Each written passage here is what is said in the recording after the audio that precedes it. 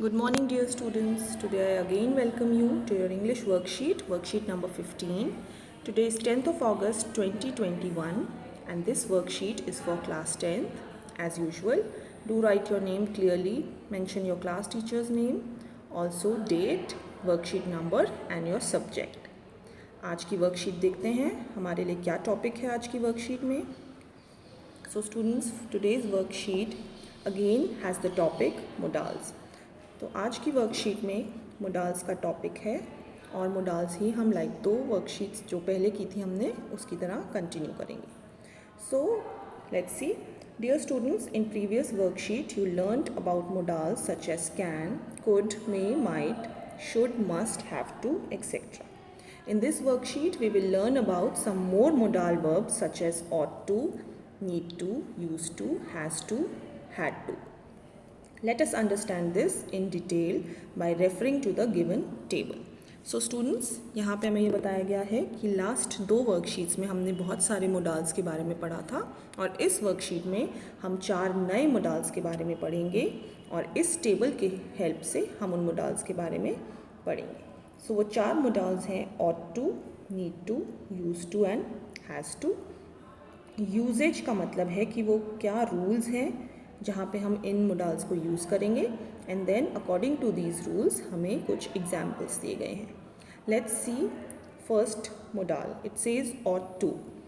ought to का जो usages है that is it is used to show moral obligation, necessity और advice. तो यहाँ पे 3 केसेस हैं जहाँ पे ये यूज़ होता है ought to. One is moral obligation. Moral obligation का मतलब होता है आपका नैतिक कर्तव्य. मॉरली आपके लिए क्या करेक्ट है उस बात को बताने के लिए, उस सेंटेंस को यूज़ करने के लिए आपको ought to का यूज़ होना होता है. नेसेसिटी का मतलब होता है ज़रूरत. जहाँ पे ज़रूरत होती है वहाँ पे आप ought to का यूज़ करते हो. And third is advice. Advice का मतलब आपको पता है, आपने शुड में भी यूज़ किया था. इट मीन्स किसी को सलाह देना. अब हम एग्जाम्पल्स देखते हैं. We ought to plant trees to make our planet greener. तो यहाँ पे ought to यूज़ हुआ है मॉरल ऑब्लिगेशन के केस में. दैट मीन्स अगर हमें अपने प्लानट को ग्रीन बनाना है, ग्रीनर बनाना है, तो हमें ट्रीज़ को प्लांट करना ही पड़ेगा. Next is you ought to reach home before sunset.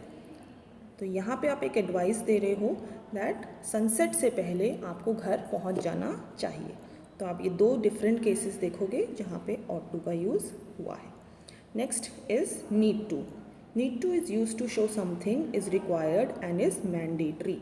need to का यूज़ होता है जहाँ पे कुछ चीज़ रिक्वायर्ड होती है और मैंडेटरी होती है. मैंडेटरी का मतलब कंपल्सरी, ज़रूरी होती है वो चीज़. जैसे कि I need to visit the salon. मुझे सैलून विज़िट करना ही करना है. It is required. So salon का मतलब होता है जहाँ पे आपको हेयर कट दिया जाता है. सो आई नीड टू यानी मुझे ज़रूरत है इस चीज़ की कि मुझे सैलून विज़िट करना चाहिए. Next is use to. Use to is use to express some habits in the past to depict existence of something in the past. तो यहाँ पे मेन जो वर्ड है हमारा वो है पास्ट. पास्ट को अंडरस्टैंड करेंगे यहाँ पे. ऐसी हैबिट जो हम पास्ट में करते थे और अब नहीं करते उसके लिए हम यूज़ करेंगे use to. Also existence of something in the past. ऐसी कोई चीज़ जो पहले थी, पास्ट में थी और अब नहीं है. सो यूज टू आप वहाँ पर यूज़ करोगे. Let's see examples of use to. It says my mother use to sing well when she was in the school. मेरी मदर अच्छा गाती थी जब वो स्कूल में थी. सो यहाँ पे पास्ट की बात हो रही है. Second is there use to be a famous tea stall at the main crossing. तो यहाँ पे आ जाएगा एग्जिस्टेंस ऑफ समथिंग. कोई चीज़ जब थी तो वो टी स्टॉल पहले था और अब नहीं है. अब नहीं है.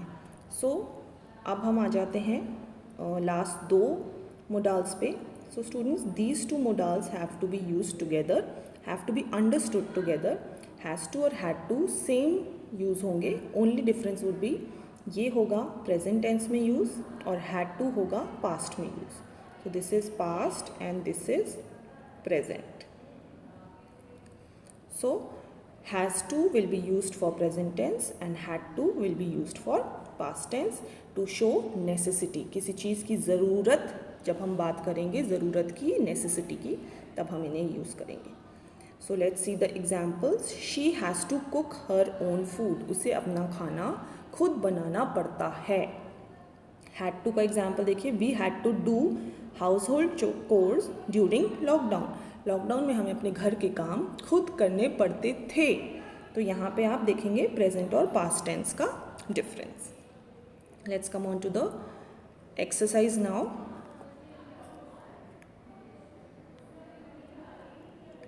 सो लाइक आवर लास्ट वर्कशीट, इस वर्कशीट में भी हमें कुछ सेंटेंसेस दिए गए हैं और 2 ऑप्शंस दिए गए हैं ब्रैकेट में, और उन 2 ऑप्शन से हमें करेक्ट मोडाल चुनकर सेंटेंसेस को कंप्लीट करना है.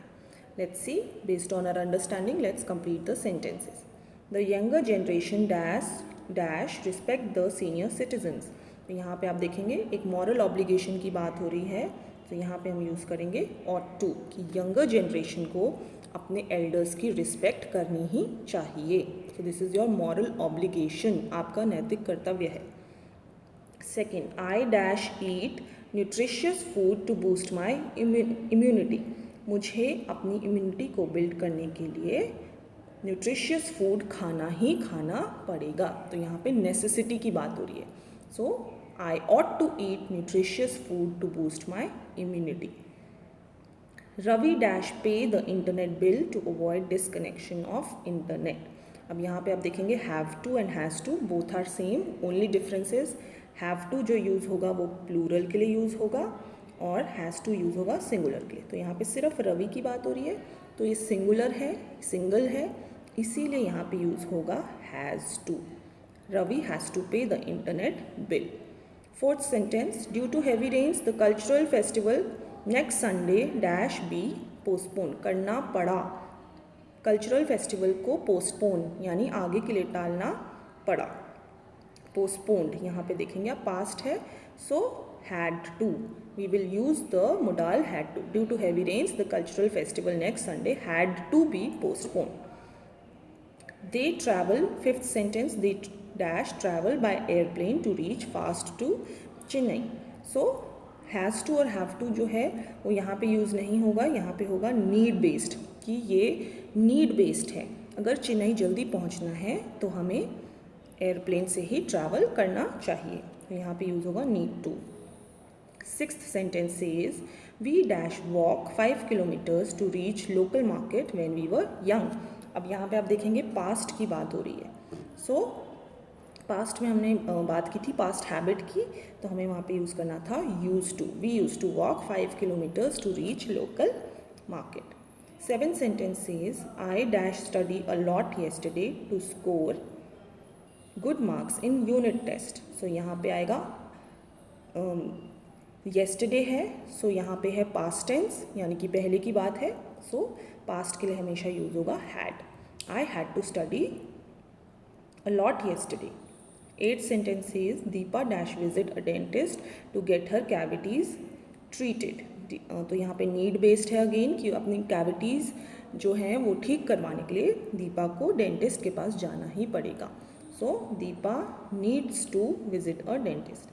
Ninth sentence says Sameer dash complete his work on time so that he can play outside.